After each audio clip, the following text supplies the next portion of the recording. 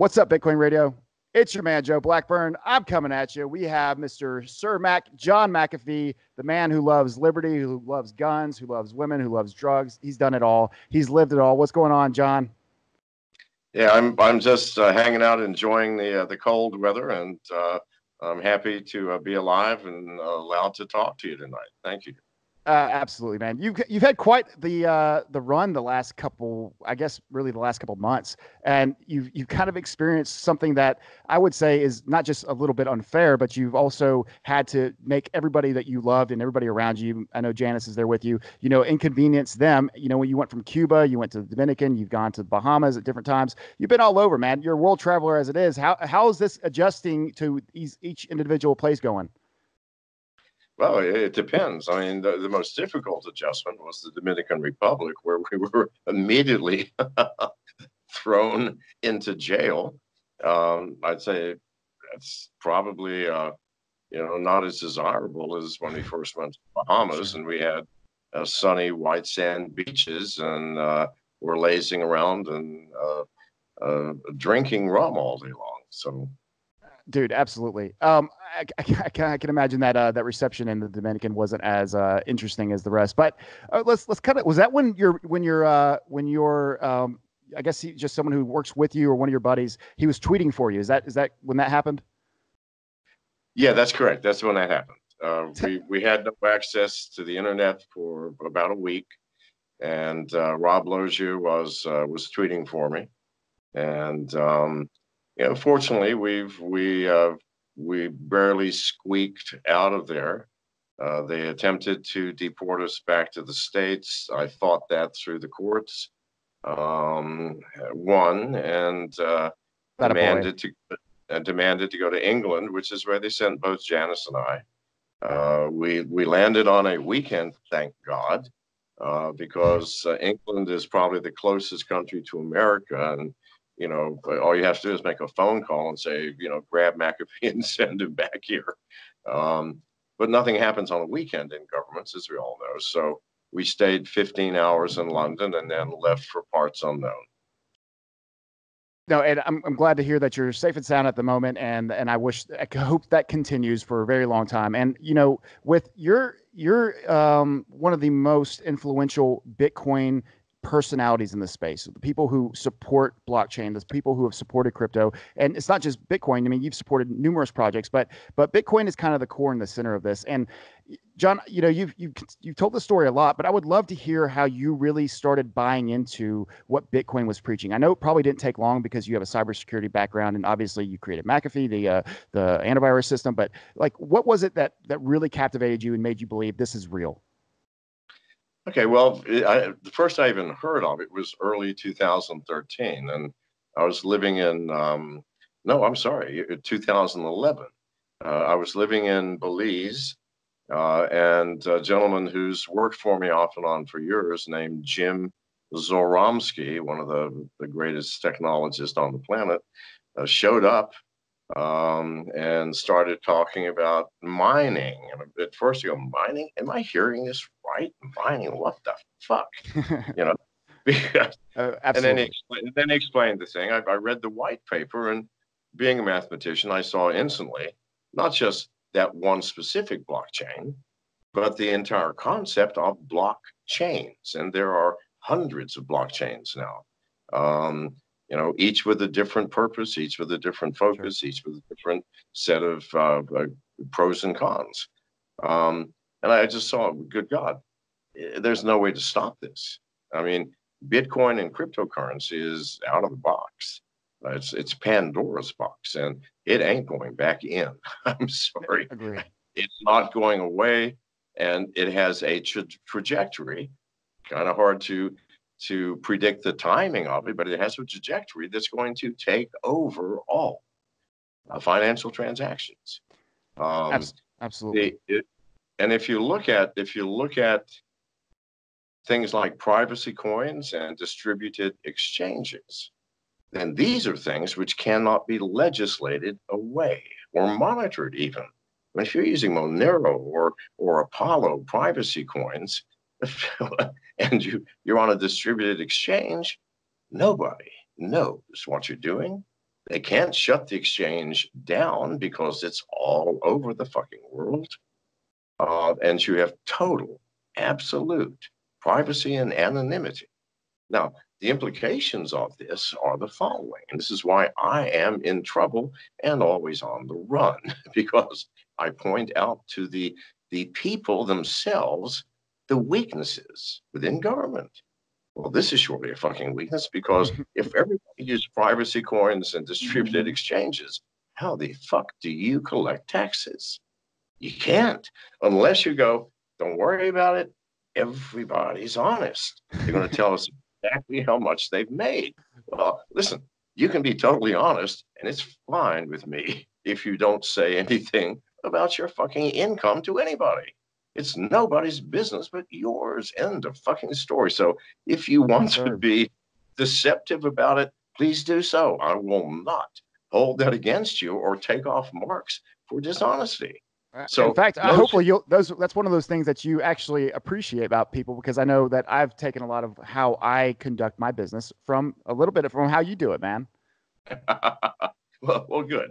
Oh, listen, don't take it too far in my direction, else you'll be sitting in a tinfoil room with me so that signals can't come in and out so that nobody can find your ass. Okay, I'm just saying, I give you a fair warning. Fair. So this is the issue. And because I stand on stages all over the world and I talk to my 1 million+ followers and make videos and come on, podcasts like your own and say these things, good God Almighty, I have pissed some powerful people off. But there's no other way to do it. How the hell are you going to, the change is coming? Well, please God, let's get it over with. And so the pain is quick and move on. How else can you do it without telling point, John? You got to tell people the truth, else nobody fucking knows. But listen, if you're on a path of loudly telling the truth, and your truth happens to reveal subtle and dark aspects of governments and corrupt people, then goddamn, you better be quick on your feet. And you should be willing to do some jail time. You must know how the system works. Get the lawyers quick, immediately, figure out what they have done wrong in terms of breaking laws and collecting your ass, squeak out and move the fuck on, just like Janice and I did. Does that answer? Yes, it does. It was, and more. That was a great answer, John. I often remind people, and this is conversations I've had about you specifically, when discussing you, because you got a lot of haters, right? Obviously, you know that, as good as anybody. But, I say this to people. I said, like, why would John McAfee, the guy who has done so much and been so successful and put himself in a position to have so much for his life, why would he be talking like this and like having to change everything about his life, having to be on the run? Do you think he likes doing that? Of course not. I mean, John would rather probably be at his house, or one of his houses, and just enjoying it with his feet up, drinking his whiskey or whatever it might be, and smoking a cigarette. And, people oftentimes have to put themselves in a position where they can be like, well, I guess that's kind of makes sense. He doesn't want to live this way. I guess maybe he is actually coming with a message. Listen, rather than just being at my house smoking a cigarette, I want to be by an idyllic little stream full of trout, maybe some small bass, and with beautiful weather and a weeping willow and a picnic basket with some wine and my lovely wife next to me, fucking fishing all day or whatever I want to fucking do. But you know what? If I did that, then I couldn't do this. And I have children and grandchildren, and some of you listening right here, right now, also have children and grandchildren. Jesus God, what is the purpose of your life? If you've already got children, you understand what it is. You brought those motherfuckers into this world, gave them life. Do you not owe them something? And is that something not handing over a world which is better than the world that was handed to you?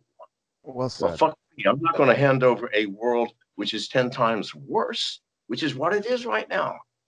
So fuck me. I don't have any choice. I wish I did. I really do.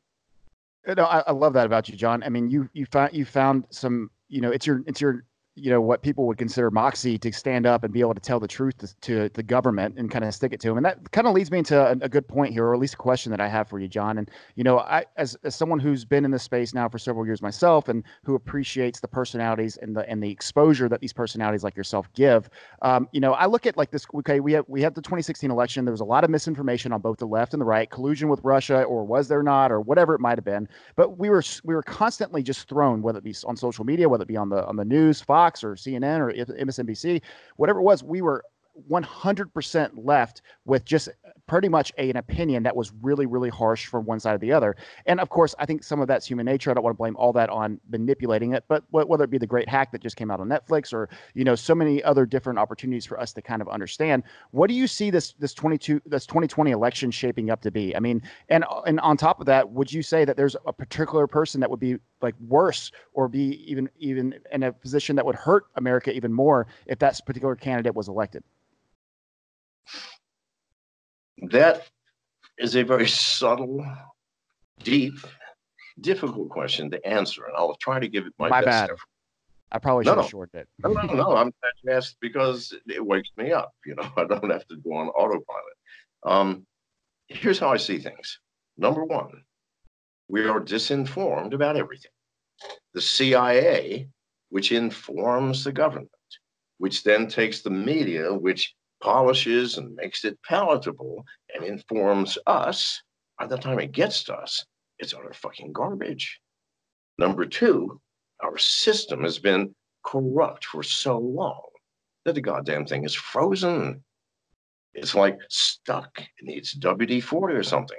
The steering wheel simply is frozen. So it does not fucking matter who's sitting in that chair. The system is going to go where it fucking wants. And the person in this chair will do nothing but rationalize why it's going in this direction so that you will believe they're in control. So I don't give a flying fuck who gets to sit in that chair. I want us to change the system. We have a system where we started out where individuals had privacy and the government had total transparency. Can you imagine? I cannot.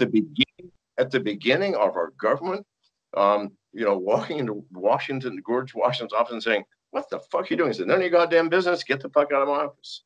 No, fuck me. Yep. He had an obligation to say, "Oh God, not another one." Well, here's exactly what I've been doing. In fact, sit in this chair if you want, because I'm pretty fucking tired of it. Okay, so now that's what it used to be. What is it today?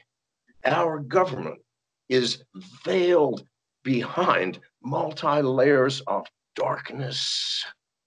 And we have to open our fucking kimono at every request from the FBI, from the IRS, from the SEC, from anybody who wears a goddamn uniform and knocks on your door. Please strip naked. This is a metaphor. And let us see exactly what you got. And we go, well, can I see what you look? Let me see yours. And they go, fuck me, we're not playing that game. That's for kids. No. You show us yours, you never get to see ours. This is the goddamn problem. So let's fix that. How? People go, how? What do we do? Please, God, we don't need a plan. I mean, if we're in a theater and the movie is so enthralling that we're all just glued, and someone turns around and notices a fire in the back of the building, but everybody's glued and don't notice. Do you need a plan? Do you say, okay, now let me sit here and rationalize? No, fuck no. You slap the person next to you. Wake the fuck up. Look, a fire. They wake up too. In 30 seconds, we're all headed for the fucking exits. No one's going to say, well, what do we do? What do we do? There's a fire. Bullshit. Get the fuck out of the auditorium. No, please, this is exactly the same. We need to, with one voice, scream it out through your voice or through your words on social media, through your images, through your memes. Write your congressman, maybe. Wake up your neighbors. Talk about it at dinner. That's doing something. What does that do? It makes some other person go, whoa, I never looked at it like that. We don't need a fucking plan. We need a fucking alarm clock to Well wake us said. up. I'm sorry? I said that's well said. An alarm clock. That's it. No, John. Well, I mean, that was. I'm glad this is on video because I'm going to make sure that you get that clip so you can put that out there. All right. So with Epstein, you know, in the situation with them and his quote unquote suicide, you know, and like this veil that you were just referring to about how the government works, and you made a video yesterday on your Twitter about it, and I love the way that you shaped it and how the media is the government's mouthpiece, right? And it's you just kind of hit on that a little bit, but like with Jeffrey Epstein, or Epstein, however you say his name, you know, obviously there's a lot of shadiness behind that. I mean, I don't know a single person on the right or left that really believes the narrative that's out there at the moment, but tell me what your opinion is on how that is shaped and how the government gets away with people just kind of accepting that they might be or might not be telling the truth. I mean, they might get some Twitter or some social media pickup, but like really what happens? Like they're not checked. Well, yeah, I think Epstein is a good example of this. So let's look at the facts. What is the situation? We have a man in prison who has information on possibly hundreds of seriously powerful people who, in his situation, is probably thinking, what deal can I cut? Right? And the people in power are also aware he's probably thinking, what deal can I cut? So this is the playing field. Now let's see how the game plays out. Okay. He's admitted to the hospital with neck abrasions. He tells everybody, someone's trying to kill me. Send him back to the cell under suicide watch, which means you got to watch this bastard so that nothing happens to him. That's dropped.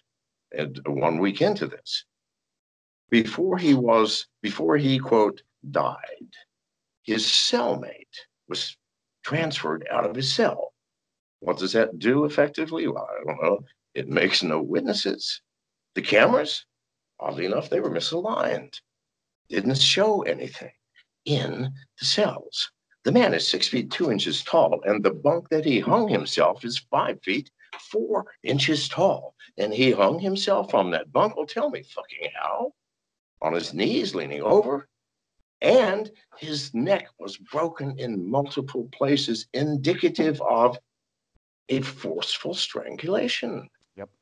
The guards who were on duty were told to go home early, 2 hours before he was found dead, because of maintenance. You know, I am sorry. I am not fond of coincidence as an explanation for things of this magnitude. So I would say there is one high probability of serious fucking doubt. 99%, good God, how could he have done this? 6 feet tall, 5.5 foot bunk, he hung himself from the fucking bunk. No, I don't buy this shit. However, what happened? The coroner, who is what must be God, because he goes, suicide. Never even looked at the fucking cell, never even went to the scene of the death. Suicide. Immediately, the entire media apparatus goes, suicide. And then we all read it from 15 different sources and go, oh, it was suicide. Please, God, people, wake the fuck up. This is how it works. And if it can be done with something this gross and fucking obvious, then imagine how easy it is with 1,000 separate, subtle, small increments of deception. I mean, this is the government you were living in, people. Fuck me. Do you want your life to be the life of a slave that knows nothing about his reality?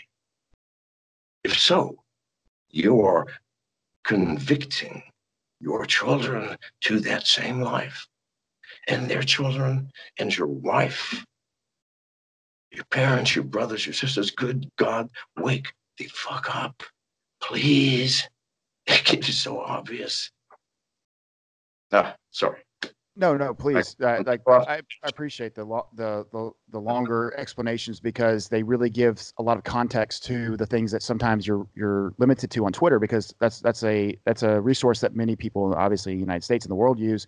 And when you're able to expound on this for my audience, for people, at least that perspective, your thoughts, your opinions, the facts that you're spitting out too. These things need to be at least talked about. I mean, even if you are wrong about one of these things, right? I think the conversation is absolutely relevant. And by the way, I'm not saying that you were wrong about anything. In fact, I tend to side to believing you and believing with you that might absolutely have been the case. I want to be a little bit careful. I'm an American citizen. I live just north of New Orleans, and I say that for a reason, obviously. But let's kind of take that a little bit into maybe this recent changing of the director of with Dan Coates resigning.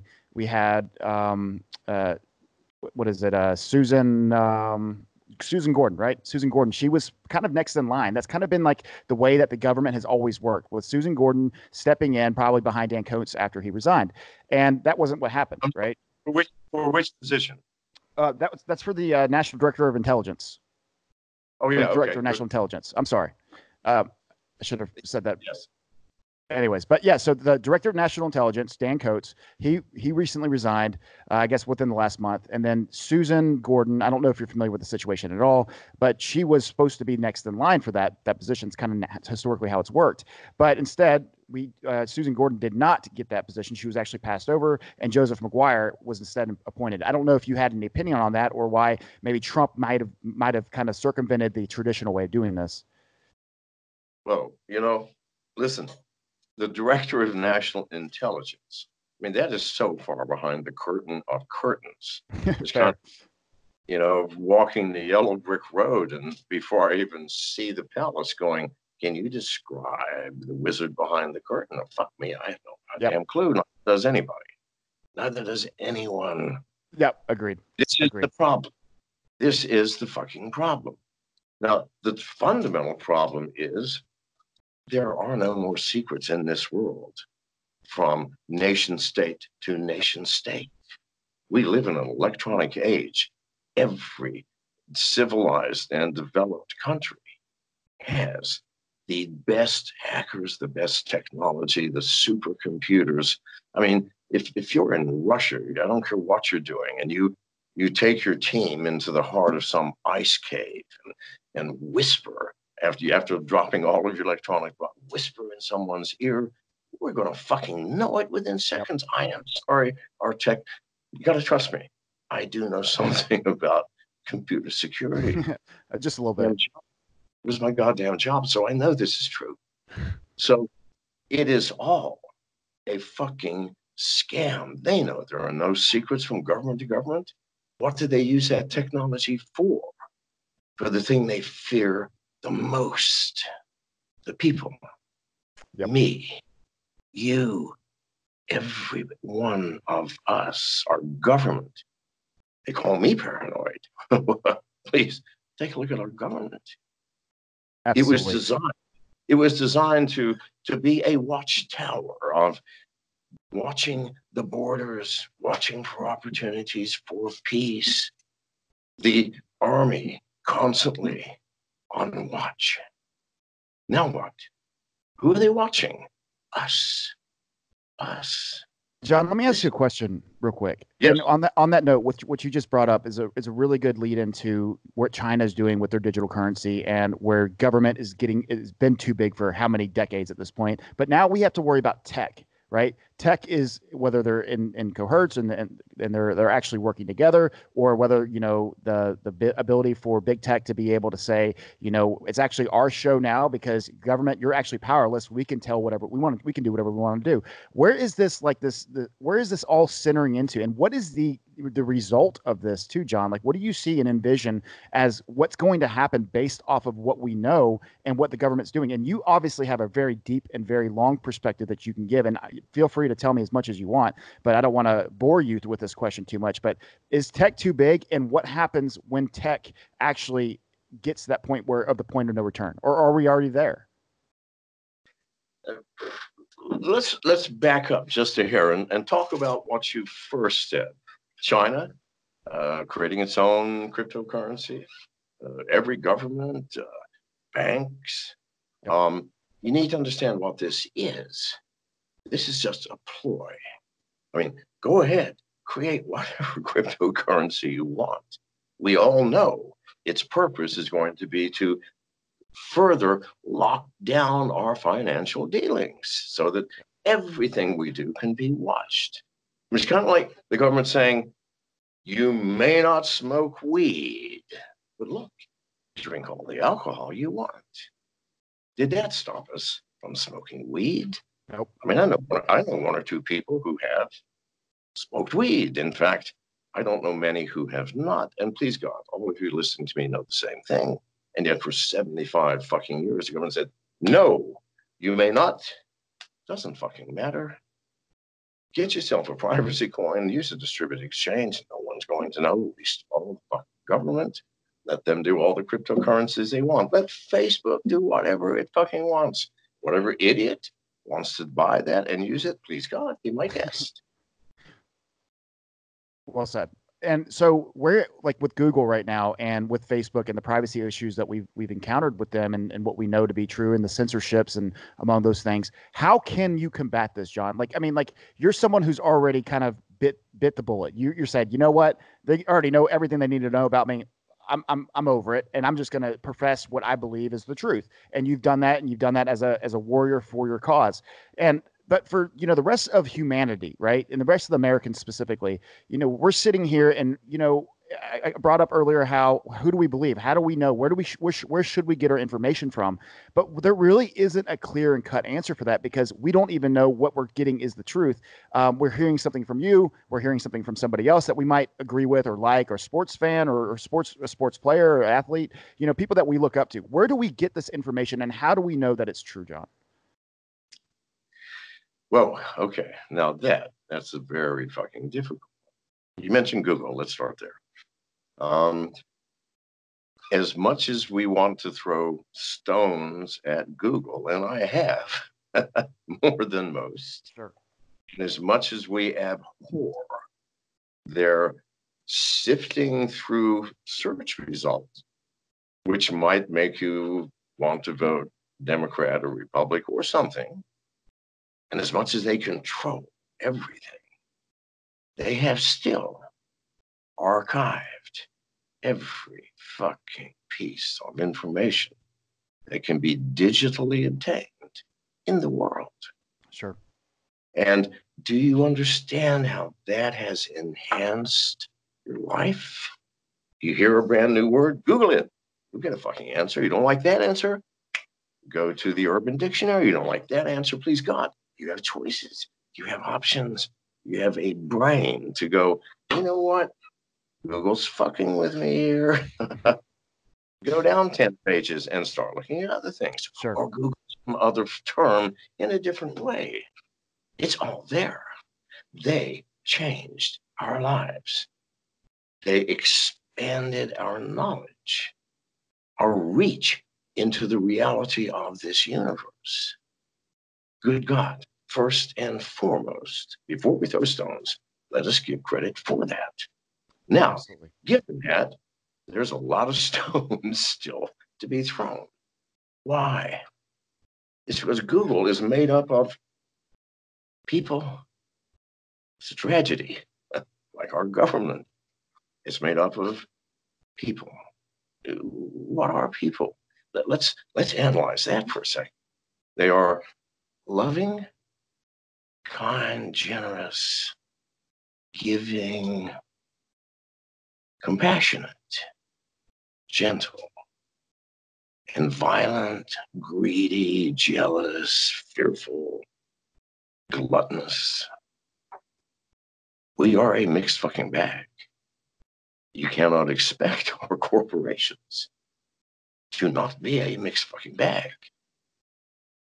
And so, as we do with human society, we try to create a sane means of communicating, being neighbors, being friends, being lovers, having families, teaching our children. We try as best we can. None has succeeded completely. I think the American Constitution is a good fucking start. So the same thing with these corporations. Stroke them and praise them for the gift that they have given us. And then bring a fucking mirror the size of the earth and say, please look at this. Is this what you truly intended? Because really, for most people, most corporations, this is not what they truly intended. I think that the Google management has a decent heart. They just trip up in the dark like we all do. I hope that answers the question. I think you just nailed it, John. I think that what you just said is probably the most relevant answer I've ever gotten to that question. And, you know, it's one of those things where you could say the same thing about whether it be the Republicans or Democrats. Their idea was probably they're honest in intent. You got to go. They're coming after you right now? What's the noises? I don't know. Somebody's ringing. Doesn't matter. So what do you say? We have phones anymore, but something was ringing. Understand. Now, John, this is something that I find this is a personal question for me to you. And, you know, again, there's a lot of things that you talk about and that you actually, you know, bring attention to that on a personal level. And I don't want to speak for everybody that listens to me and want to make that very clear that this is my question. But, you know, I'm concerned about not just all of the questions and the answers that we've given, you know, and what that might entail right now, but I'm concerned about the future, right? And that's why I find Bitcoin to be so I'm at home with Bitcoin, and I have like this fear, like many others, that's kind of instilled from the media, and it's a exaggerated fear. It's something that, you know, that happens by human nature. We take what we hear and then we talk about it with our friends, and then one person expands on it, and next thing you know, we're all in chains and we're all in jail next year if you ask the right person, right? But what do you envision the future like right now? Is Bitcoin going to win this battle? Is decentralization or crypto and blockchain going to be what actually saves humanity from this dystopian future that it appears to be where we're headed? Well, Bitcoin specifically cannot. But if we talk about the world of cryptocurrency, and I'll tell you why Bitcoin cannot, let's look at the reality of Bitcoin. Let me make a comparison. Let's say your bank operated in this fashion. A plumber comes to your house to fix your sink. You write them a check for $40 or whatever. They take it to the bank, deposit it in their account, and they say, and by the way, the owner of this account that wrote me the check, what's their balance right now? And the bank goes, oh, it's that. Can you tell me what the last 25 deposits were and who they were from? Yes, of course. And please, from now on, every deposit that comes in and every payment that goes out, would you just alert me? You wouldn't be happy. But this is Bitcoin? Please God. And Ethereum and every fucking ERC20 coin? Sure. No, it can't possibly win. Now, doesn't mean it's not a good investment. It's going to be the standard bearer that you keep in your fucking safe or something, or you use it for transactions that you don't really give a shit that everybody in the world's going to know about. All right? No. But the real transactions are things because people generally are private. You may not want your plumber to know what your fucking balance is. You're going to have to use a privacy coin. I'm sorry. It's got to be Monero or Apollo or SafeX, Zcash. Zcash only if you're very technically competent, but also it's a good privacy coin. That's what you're going to use. We all fucking know it. You know it. So Bitcoin can't possibly be the winner. Duh.